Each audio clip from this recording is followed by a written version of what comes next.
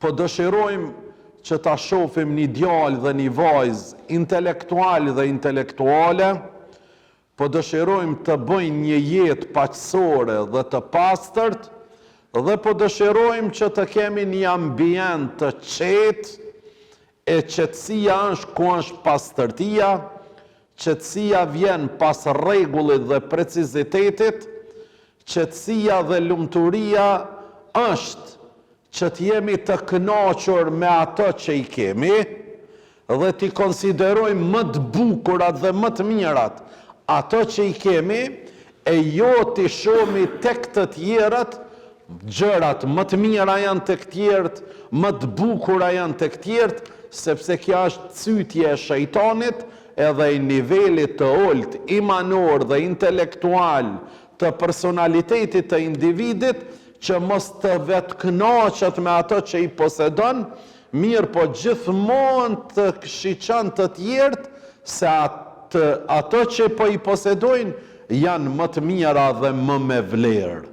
Jo, dashurit e mi, këto që i posedojone janë më të mirat, më të bukurat, dhe këto pastaj na sjellin lumturi dhe qetësi.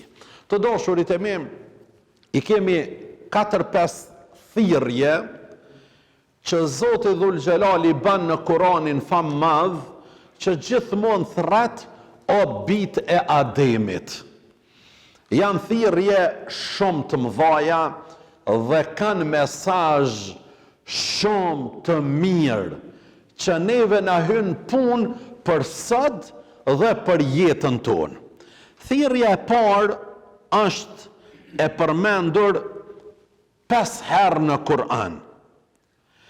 4 herë në surën Araf, në ajetin me numër 26, 27, 31 dhe 35, dhe 1 herë në surën Yasin, në ajetin me numër 60.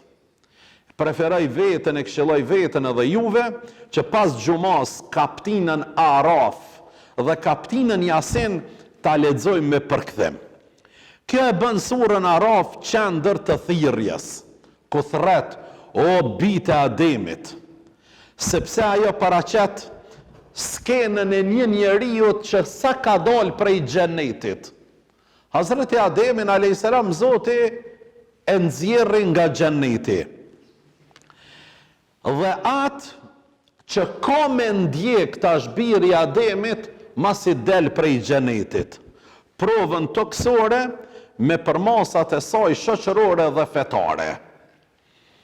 Kjo është një mësim i parë paraprakisht, që thirrja në mua dhe ty do të më na u bë masi dalmi prej xhamisë, masi dalmi prej namazit. Namazi, devotshmëria, besimi fillon masi dalmi prej xhamisë, jo sa të jemi në xhami. Aty apo na thret dikush, o ti i devotshëm, ku? Te puna jonë, te biznesi jonë, apo na thret dikush i devotshëm, njeri mirë, aty ku e kemi pozitën ne, aty ku ju shërbejmë njerëzve, aty ku njerëzit marrin shërbime nga ne, aty apo na thret dikush, o ti i devotshëm, o ti njeri i mirë. Këtu është poenta, dashurit e mi. Përmes një fjalimit krejt bëhen të mirë, përmes një paraqitjes televizive të gjithë bëhen të mirë. Përmes një veprimit krejt bëhen të mirë. Po mirësia është në kontinuitet të jesh i mirë. Dhe për mu bë i mirë ka procedura. Nuk ka mundësi mu bë, do thot i mirë me një veprim. Thirrja parë është veshja dhe mbulimi. Veshja që ja tregon karakterin njeriut. I jep imazh të mirë njeriut, ja rregullon pamjen njeriut, sepse njerëzit të presin përmes pamjes, e të përcjellin përmes mendjes. Besimtari i ka dhe duhet t'i ketë që të dyja, të dashurit e mi. O bijtë e Ademit, ne ju kemi zbritur veshje t'ju mbuloj pjesët e turpshme dhe stoli për zbukurim, por veshja e devotshmërisë është më e mira. Veshja e zbukuron njeriu, i jep komoditet njeriut, i jep siguri njeriut. Veshja e mirë dhe e pastërt tregon karakterin e njeriut, vizionin e njeriut, prejardhjen e njeriut.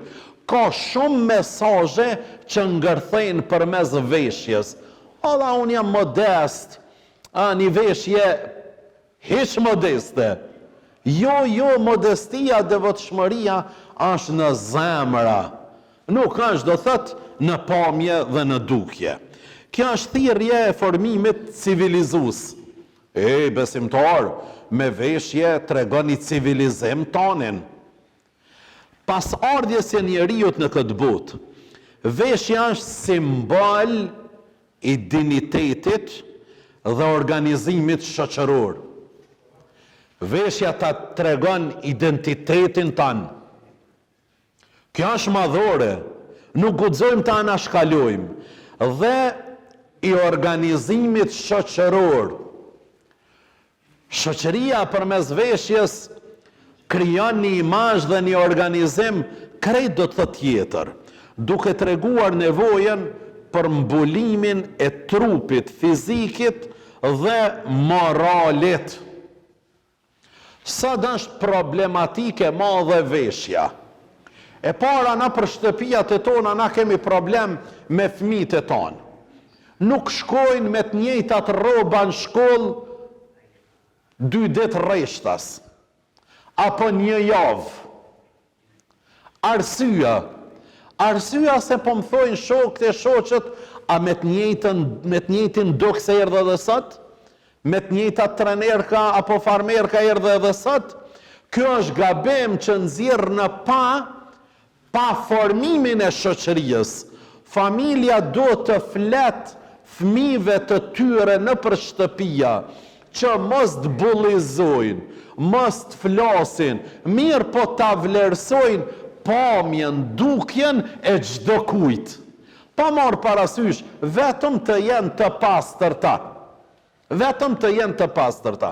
Për këtë është një inkurajim që do t'ja bëjmë edhe një thirrje të gjitha shkollave tona që uniforma të jetë e domosdoshme për nxënësat të tonë.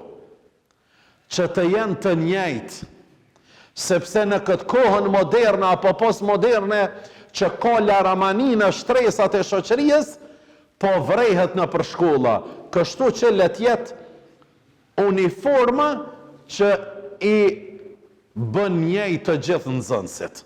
Kjo e para. E dyta, kemi problem në shoqërinë tonë, veshja. Fokusi i yni gjithmonë është te gjinia e kundër, te gjinia femërore. Shumë zhveshje. Shumë veshje që nuk përkon as me identitetin e saj apo ti, as me besimin e saj, as me familjarizmin e saj, as me traditën kombëtare të saj. Dhe kjo po na pengon shumë, dhe një mend do të me fol njerëzit adekuat. Mirë, po edukata fillon nga shtëpia. Bukurin, veshja, e zbukuron, ja jep bukurin e mirë veshja, jo zhveshja. Zhveshja është e neveritshme. Është neveri zhveshja. Mirë, po unë nuk du më ndalë vetëm të veshja gjenisë femërore që shumice madhe e popullatës tonë janë të fokusuar vetëm tek ajo që ka zhveshje të madhe. Veshja është degradu të gjenia mashkullore. Këtu është edhe një problem edhe më i madh. Është një problem edhe më i madh. Për shembull, namazi për mokanën i kompletum duhet të jetë e mbulume së paku, më së paku, nga kërthinza, mbi kërthinz e deri për funi gjonjeve. Duhet të jetë e mbulume. Shpesh kur të bim në sejdë, gjysa e shpinës të meshkujve hapët. Pse? Nuk është veshje adekuate. Kështu që pengesën e parë na i sjell zhveshja me shkujve në namaz. E pastaj veshje që nuk korrespondon as pak me personalitetin e njeriut, me emnin që e bart, me profesionin do të cilin e ka, nuk përkan absolutisht. Dhe një mend është një degradim do të në veshje. Është një degradim e veshje. Dashurit e mi, veshja ta tregon aspektin intelektual tonin, veshja tregon edhe moshën tonë, veshja tregon edhe profesionin tanë cilin e ke, veshja t'jep shumë dimenzione për personin që na e shofim tash. Andaj duhet jemi shumë të kujdesshëm në këtë pikë. E dyta, thirrja e dytë. Paralajmërim nga sprovat e shejtanit. Thot, o bita Ademit, mos ju mashtron shejtani ashtu si që nxorri nga xheneti prindrit e juaj. Allahu e futi Hazreti Ademin. Mirë po i tha nga kjo pem mos me marr. Shejtani i cyti dhe i tha, kjo është pemë e përjetësijës, kjo ju jep jetë gjatësi, kjo kështu apo ashtu, me një fjalë ja vzbukuroi shejtani dhe e përdorën. Mirë, po në moment që e përdorën, Zoti i nxjerri nga xheneti. Po është një çudi dhe një mësim shumë i madh. Pas një gjunahut, i kanë nxjerr të zhveshur, pa rroba, që do në thot, çdo mëkat që e bën njeriu me vetdije dhe nuk kërkon falje Zotit edhe njerëzve, i ka ndodhur një zhveshje. Një zhveshje e identitetit tina, mos ju shkon menja visha rroba. Një zhveshje e personalitetit tina, një zhveshje e karakterit tina, një zhveshje që mate njerëzit nuk e ka atë kredibilitetin që e ka pas deri më tani. Një zhveshje që njerëzit nuk e kanë besueshmërinë qysh e kanë pas. Sepse është një fjalë e urtë që thuhet, pas gënjeshtrës, çdo e vërtet është e dyshimt. T'ka gënyu njeriu një herë, çdo të vërtet që mund ta thot më vonë, gjithmonë në rezervë, gjithmonë i dyshimt. Për këtë shumë do të duhet jemi të kujdesshëm në këtë. Këtu fillon paralajmërimi nga një armik historik i njeriut që ndërlidhet me zbulimin e trupit. Do me thënë me humbjen e djenjes së trupit dhe mbulimit. Një nga hyrjet më të rrezikshme të shejtanit në shkatrimin e individit, e njeriut dhe të shoqërisë. Cytja e parë, shigjeta e parë, që e gjen shejtani për me hodh, është të zhveshja. I mashkullit, personaliteti ti, apo të femna. Aty është shigjeta e parë që hodhët nga shejtani, ku është zhveshja.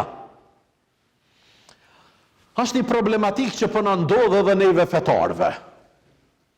Duke mos i përjashtu as neve hoxhallarve, as neve haxhilerve, as fetarve të mirëfill të mirë. Që shoqërohemi, e kemi na për shtëpijat e tona, që patjetër na duhet më i konsideru vajza, nana, motra, kunata, mirë po që na bjen me dalë në publik me ta, dhe shpesh herë kokën e kemi ullur.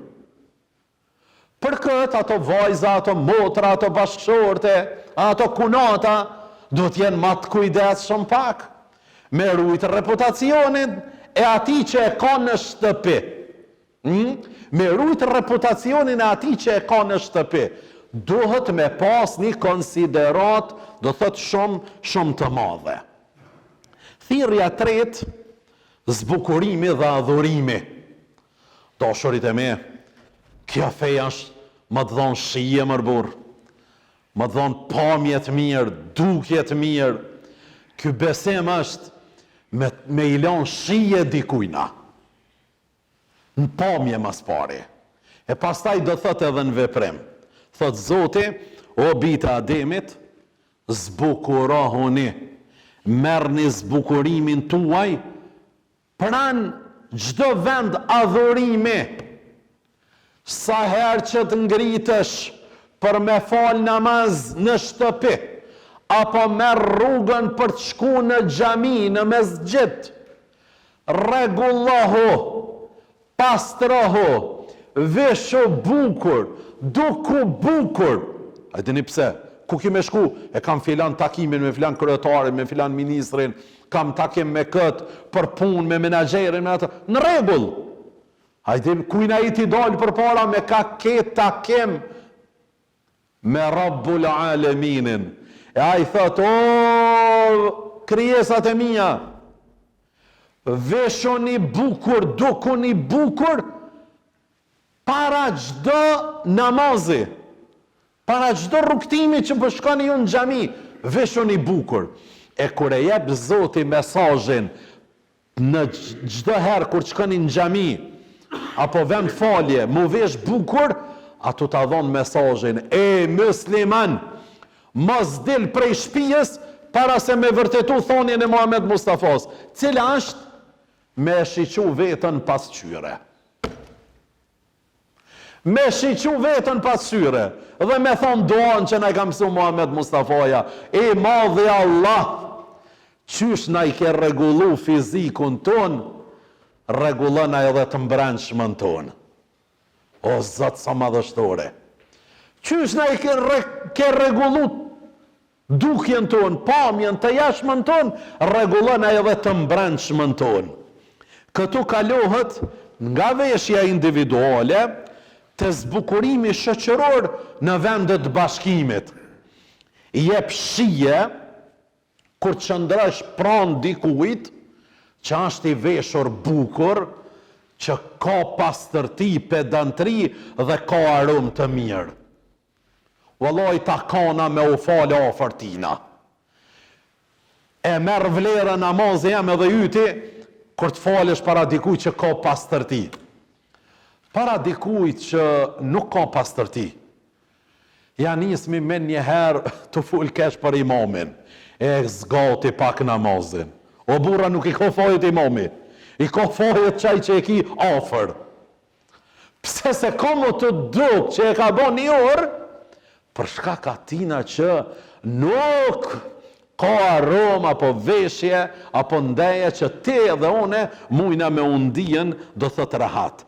Fjala xhami, kur thot Zoti për çdo xhami apo vend falje, nënkupton çdo vend adhurimi dhe tubimi ku njerëzit të bohen nëpër shkolla, institucione tjera, mbledhje, vend takime, çdo kund që mbledhen njerëzit e ka këtë kuptim.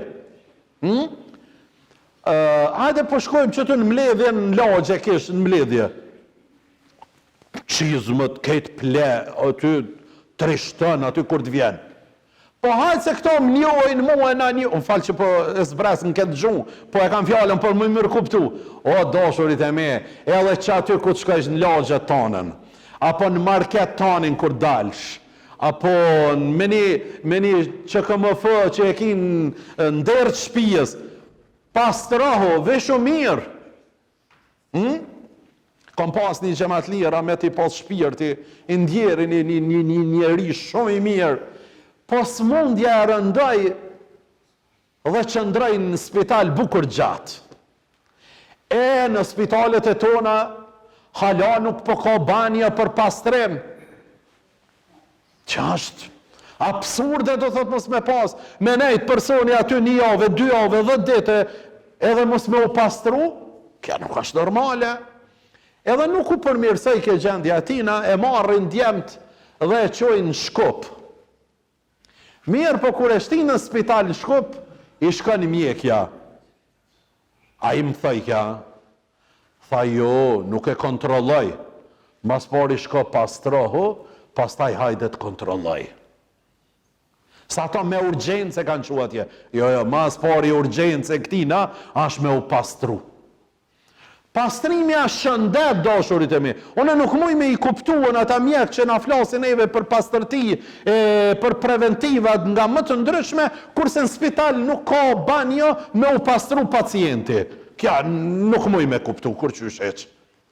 Shëndeti vjen, relaksi vjen, energjia vjen, lëvizja, aktivizimi, pas pastrimit. Pas pastrimit, vinë do të thëtë këto gjëra. Është një thirrje për bukuri në sjellje dhe rregull publik. Veshja. Është një thirrje për bukuri dhe për sjellje në publik. Kemi nevojë, do thëtë, e është shumë e mirë që ne edhe si këmbë kemi sens të veshjes. Kemi dashni për veshje, për pedantri, mirë po doj me shtu edhe ma shumë, mi dhon shije edhe ma të madhe. Dhe thirrja e katërt, rrjedhja e shpalljeve hynore. O bita Ademit, do të ju vinë të dërguar nga mesi juaj që ju lexojnë shpalljet e minja. Kjo thirrje hap fazën historike të shpalljeve profetike për njerëzimin. Profetët vinë në udhën e jetës për ta rikthyer njeriu në udhëzimin e parë.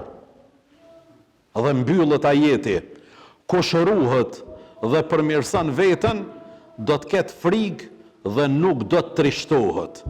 Tregon për qetësinë morale dhe shoqërore të kombëve që i përgjigjen shpalljeve. E thirrja e fundit e surës Yasin, ku thot Zoti, a nuk ju kisha bërë amanet o bita Ademit që të mos e adhuroni shejtanin, sepse ai është armik i hapën dhe i përbetuar i jumi. Këtu Kurani e përmbyll thirrjen njerëzore me një paralajmërim kundër adhurimit të shejtanit. Jo kuptimin e përkuljes para tij, por për ndjekjen e sistemit morale kulturor që ai e shpërfaq. Kur t'ju folmi sot fetarve, një pjesë të fetarve, tonë nuk adhuroj shejtanin, që ai do folë hoxh. Sa adhuroj shejtanin, veshja e tij e shejtanit. Fjalët e tij të shejtanit. Sjelljet e tina të shejtanit. Shoqërimi i tij me njerëz që e pasojnë shejtanin. Dashurit e mi, mos kuptohet kjo adhurimi forma klasike miron sejdë. Jo, sot shejtani po adhurohet në këtë formën moderne, që njerëzit janë adaptu, edhe nuk po e zojnë hiç të madhe për shumë veprime që po i bojnë, e të cilat veprime janë punë të shejtanit. Gjendja mbizotruese e njerëzimit në fund të historisë do të jetë nënshtrimi ndaj autoritetit ideologjik të shejtanit. Ka funi njerëzimit, njerëzit ideologjikisht kanë me ju nënshtruan shejtanit, pasi të jenë harruar, pasi ta kenë harruar beslidhjen me Zotin Gjallashanu o Gjallë Gjallale. Për këtë Zotin e kaptinën Yasin, në ajetën me numër 60, po thot, mos e adhuroni shejtanin. Nuk është fjala ti me i besu me thonë, shejtanin unë e kam zët në udhubila. Sa është fjala kështu? Nuk është fjala me thonë, unë e shejtanit i bin sejdë. Jo kështu. Adhurimi modern që është duke ndodhën sot, është pasimi dhe adhurimi i hapave të shejtanit. E që neve do thot për na u duket se na jemi larg, do thot shejtanit dhe veprimeve të tina. Të dashurit e mi, po e përfundoj me këshillën e Imam Ghazalit, Allahu e mëshiroft, ku thot, ka njerëz që nuk e ndjejnë shëmtin e të keqës dhe as bukurin e të mirës. A shumë interesant. Ka një kohë, njerëzit nuk janë të ndi shëmtin e të keqës që i ka kapluan. Janë adaptu me të. Këni vrejtat e biologët e kanë marrë një shembull bretkosën, e kanë fut me një gotë të qelqit, e kanë fut aty dhe jalshëshin ujin e nxehtë. Amo nga pak, jo direkt në val, ka pak. Tu adaptua, ja? Tu adaptu, kur e lëshojnë krejt valën, aja nuk e nin heq as dhimbje, amo lëkura i ka ra krejt. Qështu edhe neve nuk ne kanë lëshu me një herë qeshmen, ka pak janë të na i lëshuan. Ka pak. Amo jemi të adaptu, në regull është, çdo sen është në regull, edhe të veshja, edhe të ushqimet, edhe të rendit e shtëpisë, edhe të organizimi jetës, edhe i punëve tona, jemi adaptu diqysha. Mos u adaptoni, po thot, dojni me ndi shëmtin e të keqës. Mirë po dhe ka orë koha, edhe nuk jemi të ndi bukurin e të mirës. Bukurin e të mirës nuk jemi të ndijen. Na ka mbulu Zoti me mirësia dhe me begati, jemi vërbu. Si jemi të po? A ka mundësi në rizat Zotit për ju lutna? Bejet madhe, pas gjumas, vish me i po për parësit që na i ka dhonë Zoti, të mirat që na i ka dhonë Zoti, hapësirën që na i ka dhonë Zoti, komoditetin që na i ka dhonë Zoti, ekonomin që e kemi që na i ka dhonë Zoti, fëmijët, bashortën, prindrit, e shumë sende që na i ka dhonë Zoti. A moni kuf, për një arsye pëdu, me falenderu të madhin Allah. Kuk? A di kur javdim vlerën? Kur të na ikin, kur subhanallah. Kur të na mungojnë, atëherë po javdim të mirën. E ndëgjojnë drejtsin dhe nuk anojnë nga ajo. Ka arkuaj, jem të ndëgju drejtsin.